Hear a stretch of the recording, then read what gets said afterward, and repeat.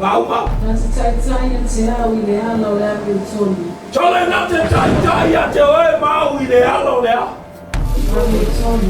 Tole o me te ui e mau mea kongu ama mea kongu ele ingi me palpala. Ele aingi mea ele lea ma mea palpala e ke ui e pea abeo ele kua. Praise the Lord. E abeo e makaikai o I mea oro iai le ala o le Amiotonu. Te mangui ai. Praise the Lord. Nole kau aku foi faamasinoga Samoa. Nole yo kau fai al fale Amiotonu o le kua. Nama ele kai kamaka ya Amiotonu e fango kamaka I le fasalanga I. Praise the Lord. E no kusia TEUTERONOME la ia I fasalanga.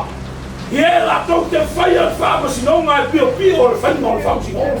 Ale fai mai le kua. E ai makau ne I le kua. Na te taitai a te au I le ala o le Amiotonu. Ona o ona suafa. Rola yo kau fai al fale Amiotonu o le kua. Nama ele kai kamaka ya Amiotonu e fango kamaka I le fasalanga I. E no kusia TEUTERONOME la ia I fasalanga. Ie la tau te fai al faamasinoga e pio o le fainga o le faamasinoga.